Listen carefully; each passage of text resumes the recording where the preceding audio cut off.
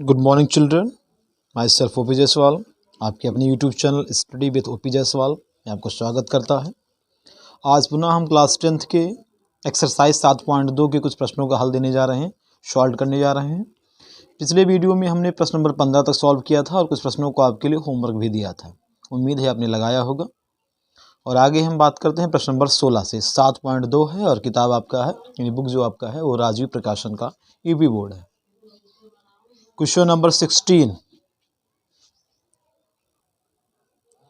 चलिए प्रश्न नंबर 16 को सॉल्व करते हैं। और प्रश्न नंबर 16 कह रहा है कि बिंदुओं इतना यानी कैपिटल ए -2, और कैपिटल बी 2, 8 को जोड़ने वाले रेखाखंड को 4 बराबर भागों में विभाजित करने वाले बिंदुओं के निर्देशांक ज्ञात करिए। कुछ समत्रिभाजित की तरह है, जैसा कि हमने बताया था।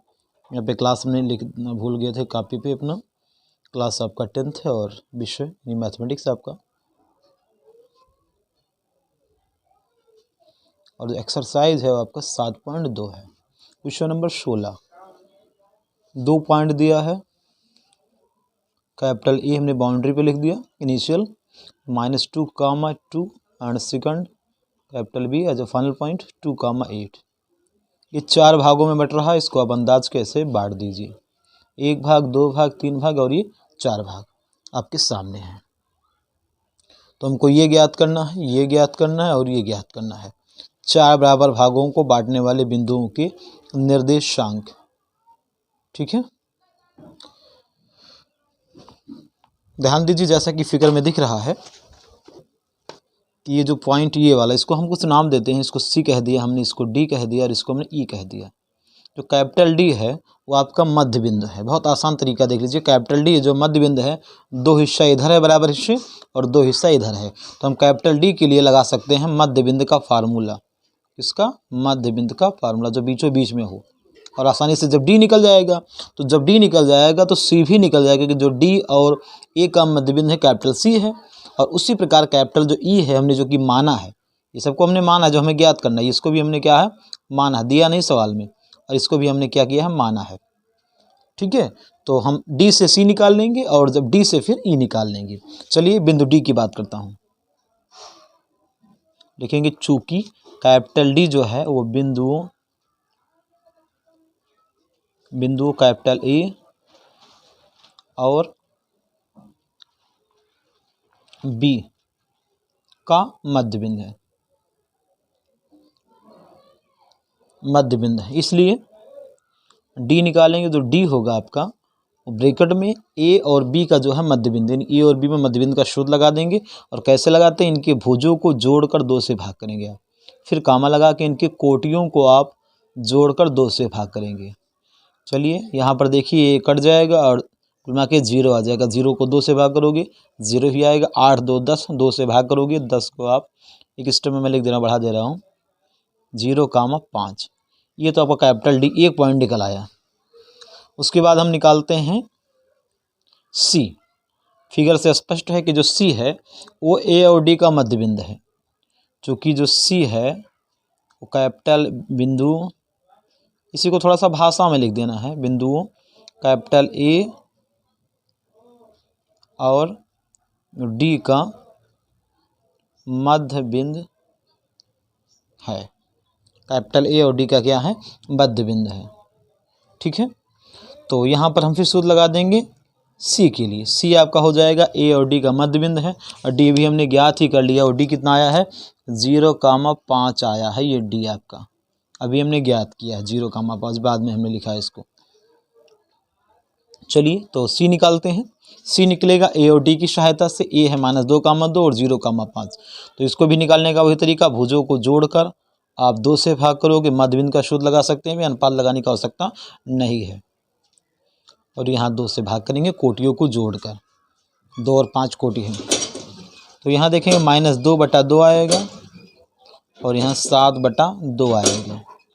यानी ये आ जाएगा -1 और ये कटेगा नहीं, तो ऐसे ही पड़ा रहेगा। और एक आंसर आपका ये हो गया और एक आंसर ये हो गया। अब निकालेंगे कैपिटल ई।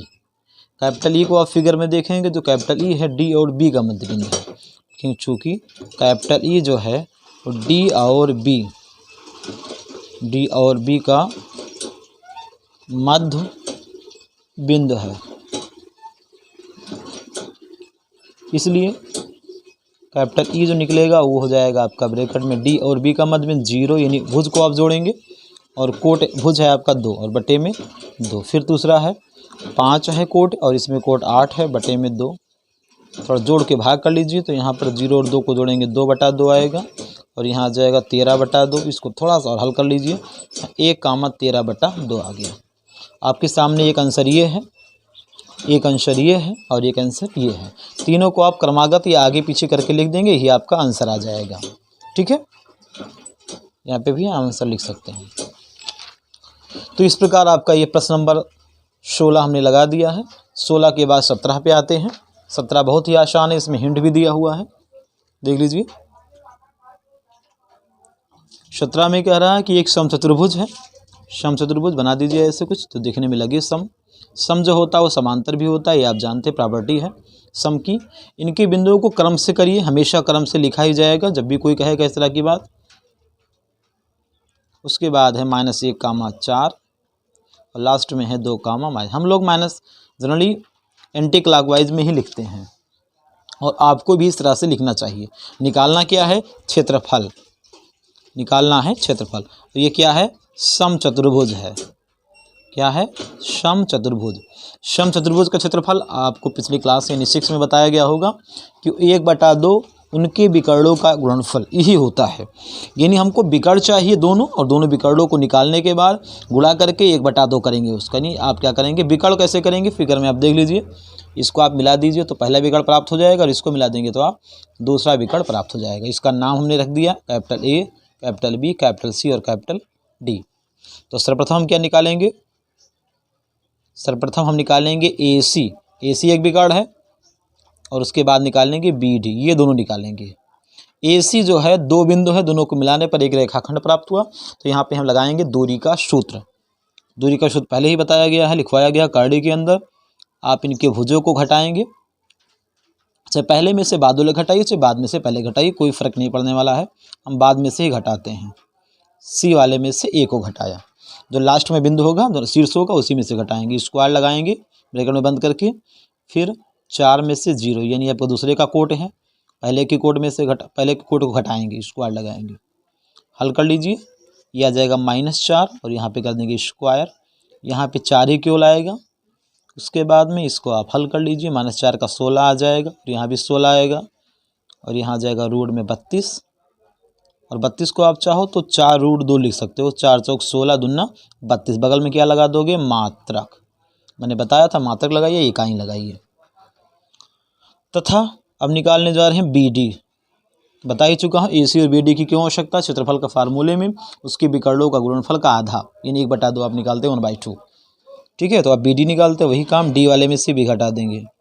तो डी वाला आपका है -2, तो -2 में से घटाएंगे 4, स्क्वायर लगा देंगे यानी 2 घात, फिर -1 में से घटाएंगे 5 और लगाएंगे स्क्वायर। यहाँ पे आ जाएगा -6 और यहाँ पे आ जाएगा भी -6 स्क्वायर। उसके बाद करने में माइनस का स्क्वायर प्लस होता है, 6 का 36 हो जाएगा और यहाँ भी -6 का 36 हो जाएगा। यह आ जाएगा 72 और 72 में 36 दूनी 72 होता है, तो 36 2 जाए यानी 6 आ जाएगा और बगल में √2, बगल में लगाएंगे मात्रक। ये आपका मेन कार्य हो गया जिसकी हमें आवश्यकता है सवाल को पूरा करने के लिए। अतः अब लिखेंगे, अतः सम चतुर्भुज का क्षेत्रफल का फार्मूला होता 1/2 गुणे विकर्ण, यानी विकर्ण आपका ए सी है और दूसरा विकर्ण क्या है? बी डी है।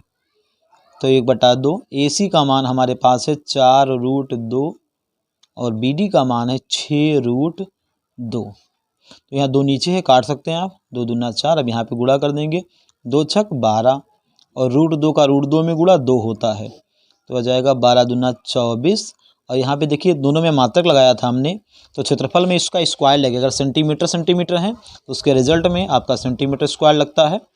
और यहाँ पे जब मात्रक है तो यहाँ पे हम लिख देंगे वर्ग मात्रक या मात्रक के घात 2, ये निकल जाएगा समचतुर्भुज का क्षेत्रफल। आप इसको देख सकते हैं, बहुत ही आसान तरीके से, कुछ कठिन नहीं था, केवल दूरी का सूत्र लगा के गुणा कर देना, फार्मूले में यूज़ कर लेना है। ठीक है, चलिए आगे बढ़ते हैं। क्वेश्चन नंबर 18 पे आते हैं।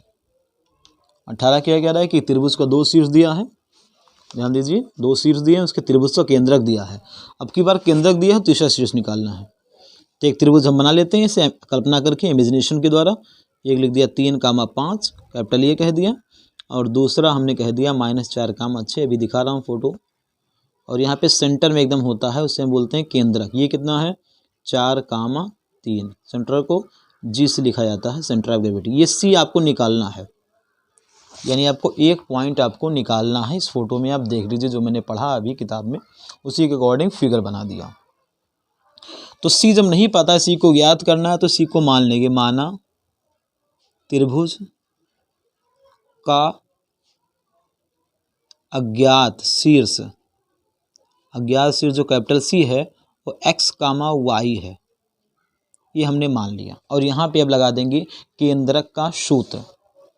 इसलिए त्रिभुज का केंद्रक जो आप निकालेंगे वो जो नया निकलेगा वो सेम होगा, दोनों एक ही पॉइंट पे आएंगे। तो केंद्रक का जो फार्मूला है मैंने बताया था, तीनों भुजों को जोड़कर आप 3 से भाग करेंगे, पहला हिस्सा निकल आएगा, और दूसरे में तीनों कोटियों को जोड़कर आप 3 से भाग करेंगे तो आपको केंद्रक का दूसरा हिस्सा निकल आएगा। थोड़ा सॉल्व करते हैं। 3 देखिए प्लस माइनस माइनस होता है, 3 में 4 घटेगा -1 प्लस x/2, और यहाँ पे 5 में 6 घटेगा -1 प्लस y/3। सही है, 3 रहेगा, यहाँ मिस हो गया मुझसे, 3 ही रहेगा, नो वेरिएशन। ये छोटा हो चुका है और दिया हुआ है, चूंकि जी दिया है, जी कितना पहले से दिया है 4,3 यानी 4,3। तो पहला पार्ट पहले के इक्वल होगा, यानी -1 प्लस x/3 = 4, एंड या और लगा सकते हैं आप -1 प्लस y/3 = 3। यहाँ डिवीज़न है यानी भाग है, तो यहाँ पर इसको फ्रैक्शन के फॉर्म में कर लेंगे y1 लगाकर। अब यहाँ क्रॉस मल्टीप्लाई यानी तिरछा गुणा करेंगे, तो -1 प्लस x = 12, और यहाँ जाएगा -1 प्लस y = 9। उसके बाद में आप करेंगे इसको ट्रांसफर यानी पक्षांतर, 12 + 1 negative is goes to positive, फिर आल्सो जो नेगेटिव उधर जाएगा तो पॉजिटिव हो जाएगा।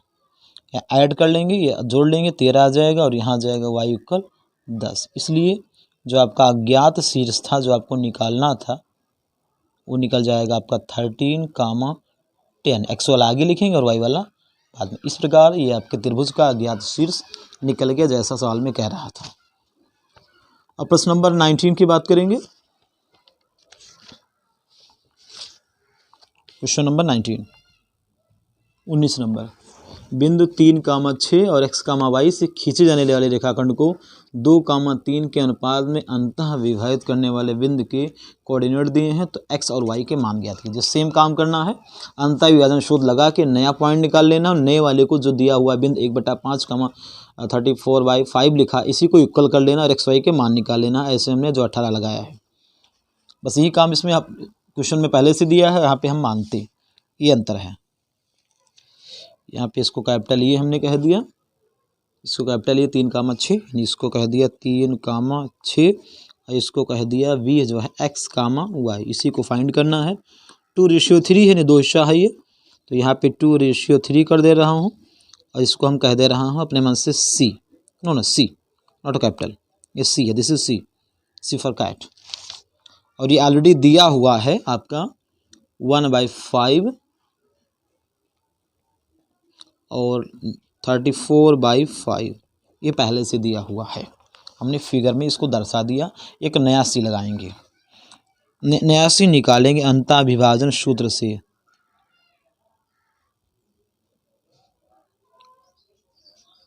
कैपिटल सी को निकालने जा रहे हैं हम। चलिए हम निकालने जा रहे हैं सी को। तो सी निकालेंगे, वही रेशियो का सूत्र लगाएंगे, m.x2, यानी यहाँ पे जो m है वो 2 है, इसको m बोलते हैं, इसको n बोलते हैं, इसको x1, इसको y1, इसको x2, इसको y2। ठीक है, चलिए लगाते हैं इसको। तो ब्रैकेट में m का मान 2, x2 आपका x है, प्लस n का मान 3 है, और x1 आपका भी 3 है, और बटे में 2 + 3 यानी 2 + 3। यहाँ पर भी वही काम, m गुणे y2 y है, और 3 ये जो आपका n है इंटू 6/2 + 3।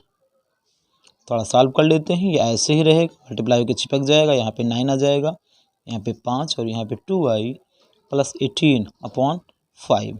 ये छोटे रूप में हो गया। अब यहाँ से हम तुलना कर लेंगे, चूँकि c दिया हुआ है पहले से ही, वो लिखा 1/5 34/5, इसलिए आप इम्प्लाई का सिंबल लगा सकते हैं। First part goes to equal to first part and second part 2y + 18/5 is goes to 34/5, यानी उसके इक्वल होगा। यहाँ पे आप चाहें तो 5 से 5 काट सकते हैं, y5, ठीक है, कोई दिक्कत नहीं, बटे में है। यहाँ पे आप इक्वल कर लीजिए, यहाँ पे 1 बचा और यहाँ पे बचेगा 2y + 18 = 34। यहाँ पे ट्रांसफ़र करेंगे पक्षांतर, यानी 1 में से 9 घटेगा तो -8 आएगा, और यहाँ पे 2x, यहाँ पे 2y इधर जाएगा, मतलब 18 उधर जाएगा, 34 - 18 यहाँ पे आ जाएगा 16, 2y। यहाँ पे देखेंगे ये बटे में आएगा, -8/2, और हेयर आल्सो 16/2, यानी y कल आ जाएगा 8, और यहाँ x कल आ जाएगा -4। तो इन्हीं दोनों को आपको इकट्ठा करके लिख देना, आंसर में x y के मान ज्ञात करना। पॉइंट अगर ज्ञात करना हो तो ले जाके यहाँ रख देते, पॉइंट नहीं ज्ञात करने के लिए कहा इसने कहा x y के मान ज्ञात करिए। इसको इकट्ठा करके आंसर आप लिख देंगे, x और y के मान आपके निकल आए। इस प्रकार स्टेप बाय स्टेप देख लीजिएगा। अब क्वेश्चन नंबर 20 पे आते हैं। 3, 4 एंड 7, 11 से खींचे गए रेखाखंड को बिंद 11, 18 किस अनुपात में विभक्त करता है।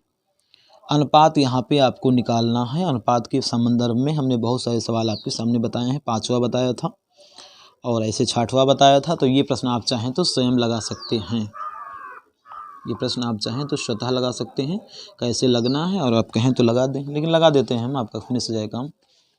3, इसको मिला देते हैं, फिगर बना देते हैं पहले, अभी आपको दिखाते हैं।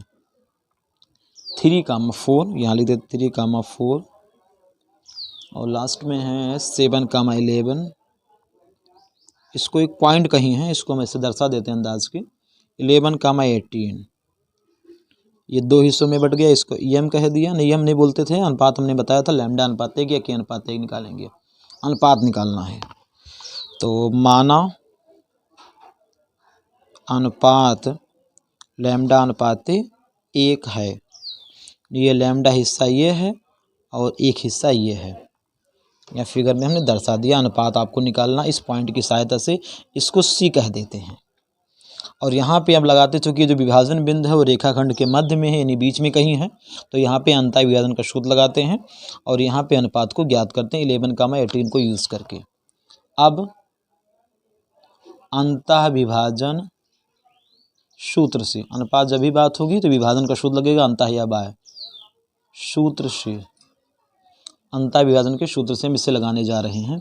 और सी पुनः निकालेंगे, सी पहले से दिया है, 3, 4 है, 11, 8, तो यहाँ पे थोड़ा सा हम लिख देते हैं 3, 4 और दूसरा है 7, 11 और रेशियो दिया है लैम्डा रेशियो 1। ये हमने चूज़ किया 3, 4, 7, 11। चलिए सूत्र लगाते हैं, यहाँ पे इसका कैंसिल कर देते हैं। ब्रैकेट में m का मान लैम्डा है, x2 का मान 7, फिर n उसके बाद x1 3 है और बटे में लैम्डा प्लस 1। ये एक पॉइंट निकालने का आवश्यकता नहीं, इसको आप निकालें चाहे ना निकालें कोई दिक्कत नहीं, इसी की सहायता से आप लैम्डा निकाल सकते हैं। और लैम्डा निकल जाएगा तो अनुपात निकल जाएगा आपका 7 लैम्डा + 3/लैम्डा + 1। इसको नहीं ज्ञात करते, टाइम अनावश्यक क्लास नहीं करेंगे। चूँकि सी दिया है, सी कितना पहले से दिया है 11, 18, तो ये आपका भुज है और भुज के बराबर कर देंगे और इसी के बाद आपका लैम्डा ज्ञात हो जाएगा। चलिए करते हैं, इसलिए 7 लैम्डा + 3/लैम्डा + 1 = 11। यहाँ पे आप 1 लगा देंगे बाई में, क्रॉस मल्टीप्लिकेशन के लिए, तिरछा गुणा करने के लिए, क्योंकि फ्रैक्शन है। तो 7 लैम्डा + 3 = लैम्डा 11 लैम्डा + 11। लैम्डा को एक साइड में कर लेंगे आप, तो 7 लैम्डा माइनस 11 लैम्डा और यहाँ पे 11 माइनस 3, यह जाएगा आपका -4 लैम्डा इक्वल 11 माइनस 3 8, तो हो जाएगा माइनस लैम्डा इक्वल 8/4 और ये आपका लैम्डा इक्वल आ जाएगा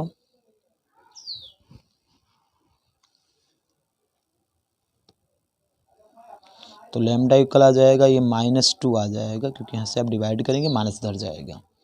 यहाँ पे देखिए रेशियो जो है वो निगेटिव में आ गया, रेशियो का जो हिस्सा है लैम्डा रेशियो 1 वो लैम्डा निगेटिव में आ गया। इससे ये स्पष्ट होता है कि जो आपका विभाजन बिंदु है वो इस रेखाखंड के बाहर है, यानी यहाँ पर जो हमने अंतः विभाजन सूत्र लगाया था अंदाज करके, वो अंतः विभाजन नहीं होगा, बाह्य विभाजन होगा। तो ये 20 नंबर जो आपका है वो बाह्य विभाजन में आएगा, इसलिए लास्ट में हम लिख देंगे। इसलिए जो अनुपात होगा आपका वो कितना हो जाएगा, लैम्डा रेशियो 1 इक्वल हो जाएगा 2:1। अनुपात को नेगेटिव में नहीं लिखता, नेगेटिव का काम सिर्फ इतना है कि ये बताता है कि हमने जो डिवाइड किया है वो बाह्य होगा। ठीक है, आंसर में आप इस बात को लिखेंगे, रेशियो को हमेशा पॉजिटिव करके लिखेंगे। समझ रहे हैं?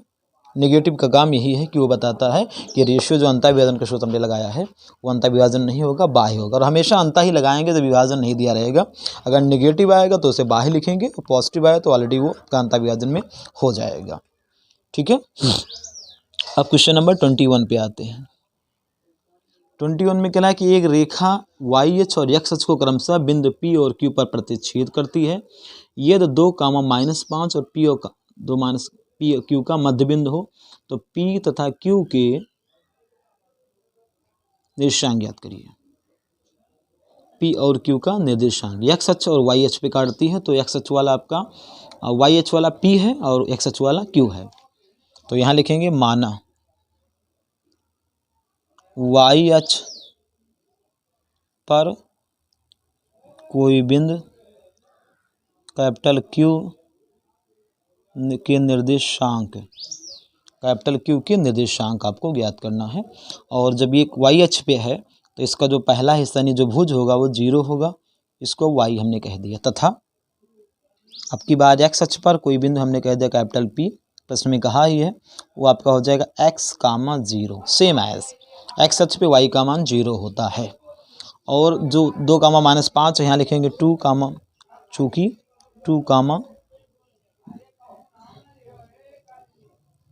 -5 पी क्यू का मध्य बिंदु है। थोड़ा सा इसका फिगर बना दें हम, पी यहाँ कह देता हूँ कि यहाँ कह देता हूँ पी आपका हो जाएगा 0, वाई और एक्स, 0 और एकदम बीच में आपका है -2, माइनस नहीं +2,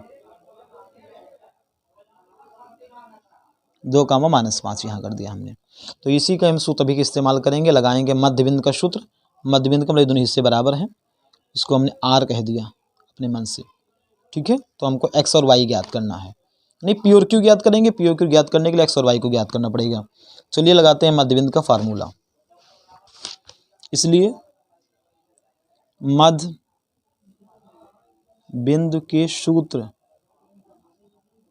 से, मध्य बिंदु के सूत्र से आप देखेंगे तो एक है 0, वाई और एक है x, 0। तो 0 + वाई, नो 0 प्लस नहीं x + 0, 0 + x/2, y + 0/2, ये आपका मध्य बिंदु निकल आएगा। इसको थोड़ा सा हल कर लेंगे तो x/2, y/2, ये भी आर है और चूंकि आर भी दिया है, आर कितना दिया है 2, -5, इसलिए आप पहले को पहले के इक्वल कर लीजिए, इक्वल का मतलब बराबर, और दूसरे को दूसरे के बराबर कर लेंगे। ये हमने कर लिया। यहाँ पे क्रॉस मल्टीप्लाई कर लेंगे, यहाँ x इक्वल आ जाएगा 4 और y इक्वल आ जाएगा -10।